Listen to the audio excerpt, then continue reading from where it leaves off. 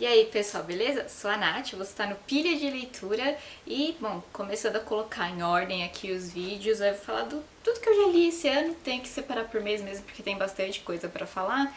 Então hoje eu vou falar o que eu li no primeiro mês do ano, que eu li em janeiro.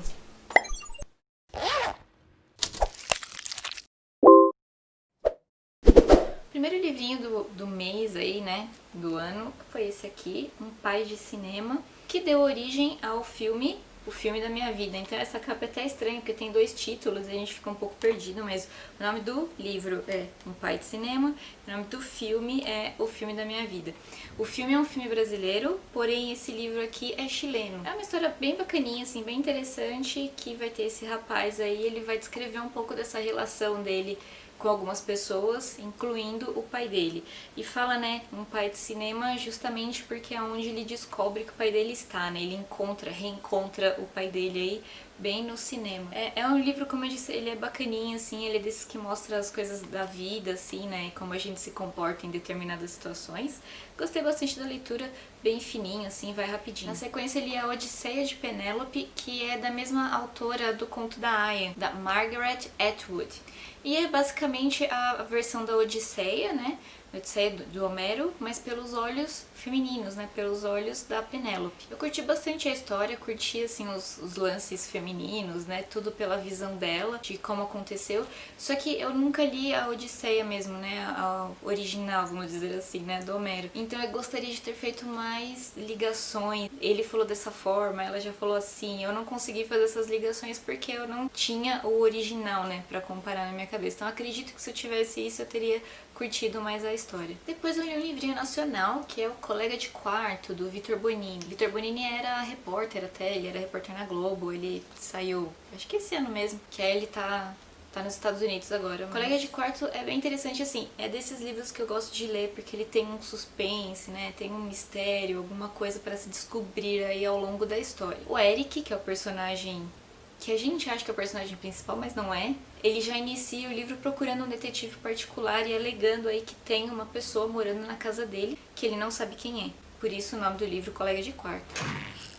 Mas, como outras pessoas antes do detetive, esse detetive também não acredita. Acontece que nesse mesmo dia, mais tarde, o Eric aparece morto, né? Como se ele tivesse se jogado do prédio. E esse detetive fica com peso na consciência, ele acha que tem alguma coisa estranha e vai investigar. E aí ele descobre realmente as coisas estranhas que tem aí ao redor dessa história. Não é assim um grande suspense, confesso que eu consegui entender o que estava rolando um pouquinho antes de terminar, mas de qualquer maneira é uma história bem bacana também e fica aí para um bom divertimento aí. Sabendo aí que haverá uma adaptação de A Mulher na Janela, fui lê-lo, não é? Porque existem muitos livros novos que bombam, né? Ficam 1, 2, 3 meses bombando assim, e esse era um desses. Normalmente eu não gosto desse tipo de leitura, né? Muitas pessoas falando, porque o livro é bom, porque isso, porque aquilo tal. Quando eu leio, eu acabo achando que não é nada disso. Mas esse até o livro começou bem bom. Temos aí a personagem principal e ela é meio esquisitona, ela mora sozinha, ela tem uns toques, algumas coisas assim que a gente vai entendendo ao longo do livro, né? Que não é explicado, não é contado pra gente logo do começo. Acontece aí que da janela da casa dela, ela viu um suposto crime, que ela achou que era um crime, mas é toda uma trama envolvida, uma coisa mais elaborada do que a gente estava achando no começo. Esse livro também, ele é bem escrito, ele é bacana, mas eu também consegui adivinhar muitas das coisas que iam acontecer já no meio do livro. O final pra mim não foi tão surpreendente, não foi tão legal, porque eu já estava esperando que fosse acontecer exatamente o que aconteceu. E um pouquinho de Stephen King, porque, né, King é King, que foi um livro antiguinho dele até, que é A Pequena Caixa de Gwendy. É um livrinho curto também, é uma história bonitinha, nem é uma história assim tão, né, terror, assim e tal. Esse é um livro em parceria, na verdade, são dois autores. E a Gwendy acha uma caixinha que, dependendo do que ela aperta, ela precisa fazer alguma coisa lá. Ou ela tem direito de alguma coisa, ou ela precisa fazer alguma coisa. Então, a princípio, ela usa aquela caixinha para ela conseguir emagrecer, para ela conseguir ir melhor nos esportes, para algumas coisas em favor dela. Até que um dia a caixinha cobra dela uma coisa que ela precisa fazer. História bem bacana, gente. Foi em janeiro também que eu iniciei e finalizei o primeiro livro da trilogia O Século, que chama A Queda de Gigantes. Queda de Gigantes, a gente é introduzido aí a 5 famílias, então 5 famílias fictícias, que vão viver fatos reais, né? Coisas que de fato aconteceram na nossa história. Aí é uma família de cada canto do mundo para que faça sentido mais pra frente em toda a história que a trilogia vai seguir, para ter sempre alguma pessoa, né, desses países que serão abordados, né, nas histórias todas. E nesse primeiro volume a gente vê os acontecimentos que levam à Primeira Guerra, e também a Revolução Russa, que aconteceu simultaneamente com a Primeira Guerra. Preciso nem falar que eu amei, né? Depois eu li mais um nacional, que foi O Voo da Guará Vermelha, da Maria Valéria Rezende. Esse livro ele é muito sensível, a gente vai falar aí da Irene e do Rosário. O Rosário ele é um servente de pedreiro, a Irene é prostituta, e eles acabam se conhecendo e tem uma relação mais íntima, vamos dizer assim, né? Tá relacionado aí com leituras, né? Leituras que eles fazem juntos, livros que eles conversam e outras coisas a mais. Tem alguns detalhes que eu não posso falar porque seria um spoiler, mas assim, gente, é um livro muito delicado, muito sensível e, nossa, amei a escrita da Maria Valéria Rezende. Depois parti para um livrinho aí fofinho, gente, Matilda. Nunca tinha lido Matilda e confesso que o filme não tenho uma recordação muito clara porque eu assisti há muito, muito tempo e assim, nunca revi. Quando eu tava lendo é como se eu estivesse vendo assim a história pela primeira vez mesmo, eu não conseguia me lembrar. A única coisa que eu lembrava é que a Matilda ela lia muito, que ela ia, né, na biblioteca e lia muito, era a única coisa que eu lembrava.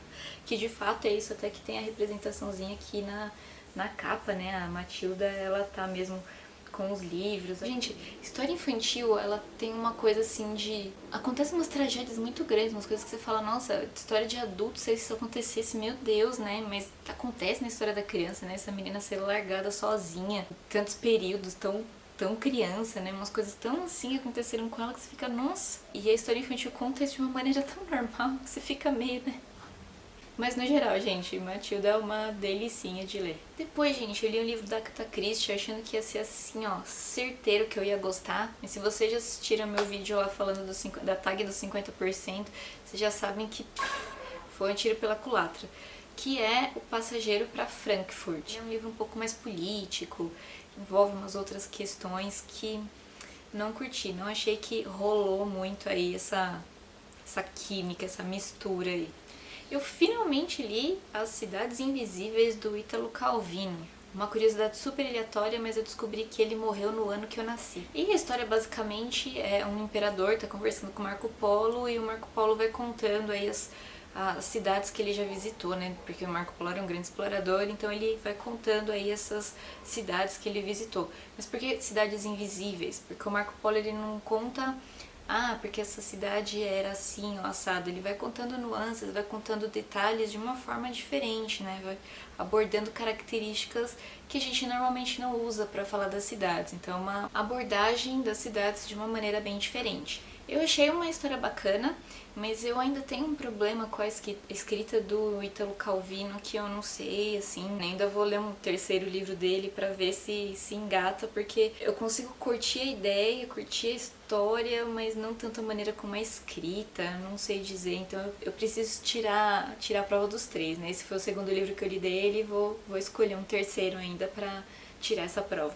Bom, vocês devem saber que muitos escritores conhecidos, famosos, eles também faziam livros infantis. Tem alguns outros casos de Mário Vargas Llosa, de José Saramago e também do Graciliano Ramos. E daí então eu li A Terra dos Meninos Pelados. Calma, gente, pelado porque eles são carecas, tá? A interpretação que eu fiz desse livro, assim, é um lance de bullying, sabe? Que daí tinha um menino lá, que é o personagem principal, ele meio que sofre bullying e aí ele consegue achar uma outra cidade, né, essa terra dos garotos pelados, que as pessoas são parecidas com ele não sofre esse bullying e ele não quer sair de lá, mas ele tem que sair de lá, enfim, então isso é um pouco assim, como a gente enfrenta essas adversidades, essas coisas ruins, assim, que podem acontecer com a gente. Terminei também de ler nesse mês um livro que chama Tsugumi.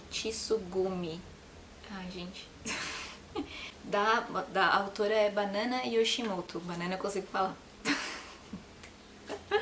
Esse era um livro que eu tava lendo de um projeto de livro viajante e era o último volume. Eu tinha começado no ano anterior, tinha começado em 2019 e esse era o último que estava comigo. Quem escreve o livro aí, a gente lê o livro do ponto de vista da Maria, e a Maria, ela é uma filha fora do casamento do pai dela, mas o pai dela já estava tentando se separar. Os pais dela ficam um tempo nisso de como se eles fossem amantes, então ficam lá em um cá, vivendo separado. Então assim, a família dela, ela, mãe, assim, ela é um tanto quanto mal vista. Então elas precisam morar com um tio, uma tia, que eles têm um hotelzinho pequenininho, né, uma hospedagem. E aí nessa hospedagem ela convive muito com uma prima dela, que é a personagem que dá título ao livro, que vocês não vão me fazer repetir esse nome. E essa menina, ela tem algumas doenças, ela tem um certo problema de saúde, mas ao mesmo tempo ela é cheia de vida. É como se ela quisesse... Um avião. É como se ela quisesse provar que essa doença dela não ia tirar o ânimo dela de vida. Então, ela vai contando um pouco dessa vida aí dela, com a prima dela, enfim. E aí nisso a gente vai vendo algumas nuances do Japão, o interior um pouco, Tóquio também, porque depois a Maria se muda pra Tóquio pra fazer faculdade. Então, tem todo esse lado, assim, né, um lado cultural, assim, é uma leitura bem interessante e diferente, né, porque é muito difícil ler livros de autores japoneses que não sejam mangás. Depois eu li um livro, gente, que eu confesso que eu comprei apenas pelo título, apenas pelo título, que é o Gastaria Tudo com Pizza, porque eu achei que ia falar muito de pizza. Pizza é comigo mesmo. Porém, na verdade, não é bem assim, né? Esse livro, ele tem uma pegada de ficção científica, a gente vai ver aí o protagonista, ele viaja no tempo e viaja no espaço, né? As duas coisas. Às vezes ele volta no tempo, mas ele também vai em outros lugares, outros planetas, enfim. Então, é uma ficção científica brasileira, mas que tem uma pegada também de humor, enfim. É uma leitura leve, rapidíssima e, gente, foi uma grande surpresa pra mim e eu recomendo muito quem tiver a oportunidade de ler, então, ó, Gastaria Tudo com Pizza.